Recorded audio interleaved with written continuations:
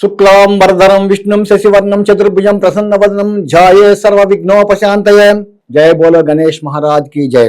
ప్రేక్షకులకి నమస్కారం। ఈ రోజు వచ్చే నెల బీహార్లో జరిగే అసెంబ్లీ ఎలక్షన్స్ని పురస్కరించుకొని నేను 5 జాతకాలని ఇప్పుడు చెప్పదలుచుకున్నాను। ముందుగా నేను భారతీయ జనతా పార్టీ యొక్క జాతకాన్ని నేను చెప్తున్నాను।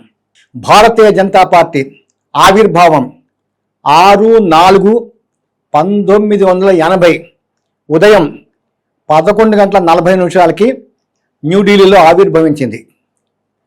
భారతీయ జనతా పార్టీ యొక్క జన్మ నక్షత్రం జ్యేష్ఠ నక్షత్రం 3వ పాదం, రాశి వృశ్చిక రాశి, జన్మ లగ్నం మిథున లగ్నం।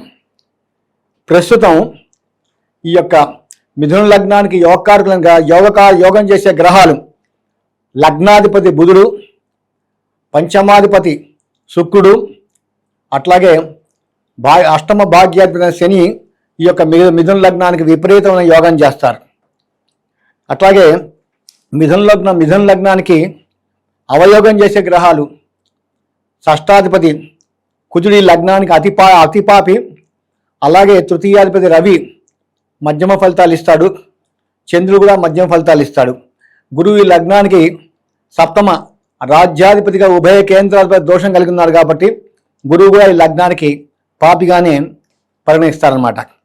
ప్రస్తుతం ఈ భారతీయ జనతా పార్టీకి 9/5/2018 నుండి 9/5/2028 దాకా 10 సంవత్సరాల చంద్ర మహర్దశ జరుగుతోంది।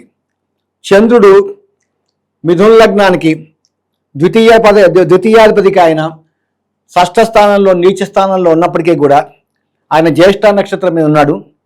జ్యేష్ఠ నక్షత్రానికి అధిపతి బుధుడు కాబట్టి, బుధుడు మిథున లగ్నానికి లగ్నాధిపతి కాబట్టి ఇక్కడ బుధుడు తృతీయ స్థానం, బుధుడు ఇక్కడ భాగ్యస్థానంలో ఉన్నాడు కాబట్టి, మిత్రక్షేత్రంలో ఉన్నాడు కాబట్టి ఈ యొక్క చంద్రమోహన్ దశ ఈ భారతీయ జనతా పార్టీకి విపరీతమైన యోగం చేసింది। కాబట్టి 2018 తర్వాత కూడా అనేక రాష్ట్రాల లోపల ఈ పార్టీ ఘన విజయం సాధించింది। అలాగే 2019లో కూడా ఈ పార్టీ మళ్ళీ సెంట్రల్లో అధికారంలోకి వచ్చింది। మళ్ళీ 2024లో కూడా ఈ పార్టీ సెంట్రల్లో మళ్ళీ అధికారాన్ని చేజిక్కించుకుంది। దీనికి కారణం ఏంటంటే ప్రస్తుతం నడిచే ఈ చంద్రమహర్దశ ఈ యొక్క భారతీయ జనతా పార్టీకి విపరీతమైన యోగం చేసింది। ప్రస్తుతం ఈ పార్టీకి చంద్రమహర్దశలో కేతు అంతర్దశ 2026 మార్చి దాకా ఉంది।